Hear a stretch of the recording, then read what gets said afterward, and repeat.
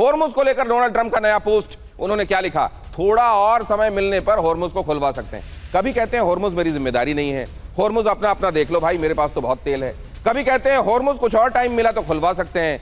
मुझे लगता है कि ये किस तरीके से, ट्रंप हमेशा से अस्थिर दिमाग के लगते रहे हैं इस सेकंड टर्म में, लेकिन इस समय ईरान ने उनके दिमाग की अस्थिरता और बढ़ा दी है। होर्मुज से ऑयल हासिल कर सकते हैं, डोनाल्ड ट्रंप कह रहे हैं। होर्मुज से अकूत पैसा कमा सकते हैं, डोनाल्ड ट्रंप कह रहे हैं। होर्मुज दुनिया के लिए सोने की खान होगा, ट्रंप ये भी कह रहे हैं। ये डोनाल्ड ट्रंप खुद की कही हुई बातों को जब वो कभी सत्ता में नहीं रहेंगे और जीवन बना रहा और वो देखेंगे तो पता नहीं उसके बारे में क्या सोचेंगे। On May 9th, be part of history. Chinmaya Gita Samarpanam, a global Guinness World Record official attempt. Together, join online and let's chant Gita chapter 15, just 20 verses, simply read from the screen. Don't wait, register today. खैर, Trump ने America में भ्रष्टाचार के खिलाफ committee बनाई है। Committee की जिम्मेदारी उपराष्ट्रपति जेडी वांस को दी गई है। सोशल मीडिया पर किए गए पोस्ट में लिखा है, टैक्स चोरों पर होगा बड़ा एक्शन, टैक्स चोर नेताओं पर कसेगा शिकंजा। लॉस एंजलिस में रेड जारी। अब सवाल है कि ईरान से जंग का अमेरिका में जो विरोध हो रहा है, क्या ट्रंप उससे ध्यान भटकाने के लिए इस कमेटी को बना रहे हैं और ये सब कर रहे हैं? और अगर ऐसा करेंगे तो अपने घर में पहले ही उनकी लोकप्रियता घट रही है, क्या वो आने वाले दिनों में और घटकर रसातल पर पहुंच जाएगी? अब जरा देखिए, अमेरिका पर युद्ध अपराध के आरोप लग रहे हैं। 3 यूनिवर्सिटीज ने जारी किया है ओपन लेटर, खुलकर खत लिखा है। जस्ट सिक्योरिटी जर्नल पर प्रकाशित हुआ यह पत्र अमेरिका पर यूएन चार्टर के उल्लंघन का आरोप लगा है। यही मैं आपसे कह रहा था कि युद्ध के भी नियम होते हैं, और खुद अमेरिका में यह कहा जा रहा है कि अमेरिका ने उन युद्ध के नियमों का पालन नहीं किया, उन जगहों को टारगेट करके उन पर हमला किया है जो सिविलियन ठिकाने थे, और ऐसा करना ठीक नहीं था। अब जरा अगली खबर देखिए, दुनिया के 100 कानून विशेषज्ञों का खुला खत, अमेरिका पर वॉर क्राइम का आरोप लगाया, ईरान वॉर में युद्ध अपराध का आरोप लगाया गया। आप जरा यहां पर ये भी देखिए, ओपन लेटर में क्या है, उसका मजमून का क्रक्स आपको बता देता हूं। यूएस इजराइल के हमले को बगैर उकसावे की कार्रवाई इसमें माना गया है कि इसमें कोई प्रोवोकेशन था ही नहीं है, हमला किया क्यों गया? यूएन चार्टर आर्टिकल 2 जिसको उसका जो चौथा हिस्सा है आर्टिकल 2 का, उसका सीधा उल्लंघन बताया गया है। ट्रंप और हेग्सेथ के बयानों को ह्यूमन राइट्स लॉ का उल्लंघन बताया गया है। चिट्ठी में मिनाप शहर के गर्ल्स स्कूल पर हुए हमले का भी जिक्र है, और ट्रंप के पावर प्लांट पर हमले की धमकी को चिंताजनक बताया गया है। चिट्ठी में हार्वर्ड, येल और स्टैनफोर्ड के प्रोफेसर के हस्ताक्षर हैं। येल गलत लिखा हुआ है, येल है वो। और यहां पत्र में पूर्व सरकारी कानूनी सलाहकार, सैन्य कानून विशेषज्ञ के हस्ताक्षर हैं। ये तमाम लोग ये बातें कह रहे हैं, लेकिन ट्रंप के कान में कुछ जूं टाइप की चीज कभी आपको रेंगती हुई दिखाई दी? फिलहाल तो नहीं। और इधर देखिए, ईरान के कराज में हवाई हमला, बमबारी से कराज में पुल टूटा, तेहरान को जोड़ने वाला पुल ध्वस्त। अब ये सिविलियन ठिकाना, हालांकि ये कहा जा रहा है कि ड्रोन की फैसिलिटी के लिए यहां से माल के आवक जावक की ये जगह बनी हुई थी, इसलिए हमने इसको तोड़ दिया। सच्चाई ये है कि पुल को तोड़ा जाना, लोग ये कह रहे हैं कि आपने यहां पर भी एक्चुअली सिविलियन जो इंफ्रास्ट्रक्चर था उस पर हमला किया है। अब अगली खबर देखिए, कराज ब्रिज पर हमले का एक और वीडियो सामने आया है। अमेरिका और इजराइल ने की ब्रिज पर बमबारी, धमके में ब्रिज को जबरदस्त नुकसान हुआ है। यहां पर तस्वीरें आपके सामने रखता हूं, कराज में हमले का ये वीडियो भी देखिए।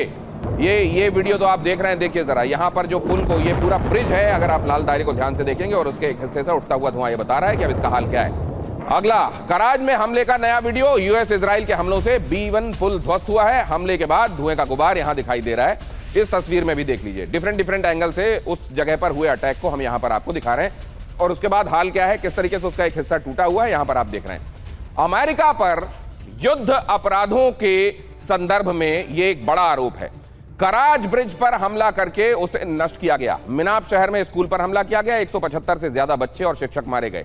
अस्पतालों और मेडिकल फैसिलिटीज पर हमला किया गया। इस्फहान यूनिवर्सिटी ऑफ टेक्नोलॉजी पर हमला हुआ। 600 से ज्यादा स्कूल और ट्रेनिंग सेंटर्स नष्ट किए गए। नागरिक इलाकों में जानबूझकर हमला किया गया, जिसमें 1200 से ज्यादा नागरिक मरे हैं, और कई रिफाइनरीज और स्टोरेज साइट्स पर भी हमला हुआ है।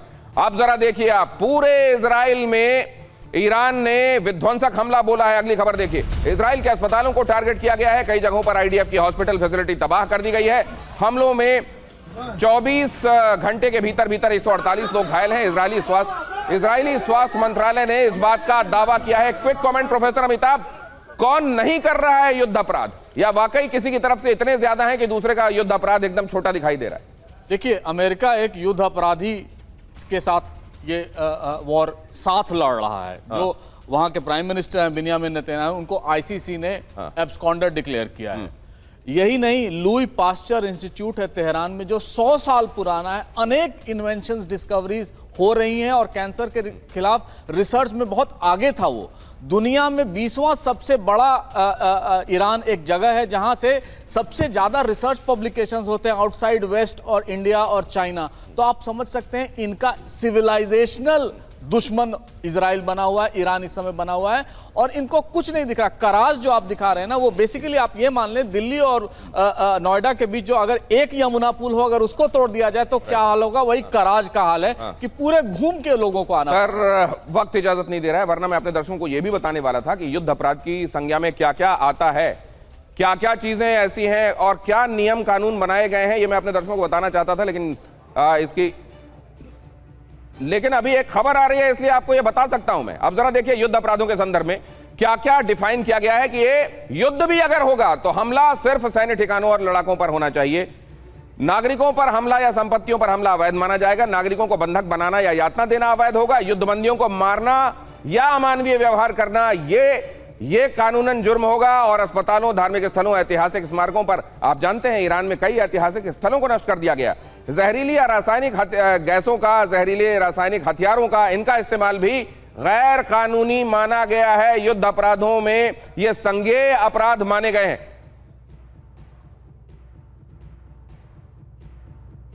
अब जरा यहां पर देखिए, होर्मुज से निकलते हुए जहाज का एक वीडियो हम आपको दिखा रहे हैं और इसीलिए हम ये इंतजार भी कर रहे थे कि आपको ये दिखा पाए।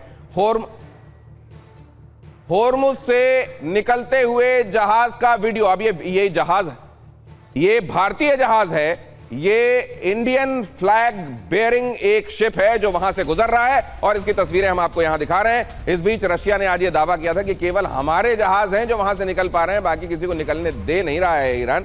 यहां पर बहरहाल ये भी है कि जिनके संदर्भ में ईरान की तरफ से ये तय किया गया है कि इन जहाजों को जाने दिया जाएगा। और ईरान ने बहुत पहले बता दिया था कि भारत के साथ वो अपने संबंधों को दोस्ताना मानते हैं और भारतीय जहाजों को वो जाने देंगे।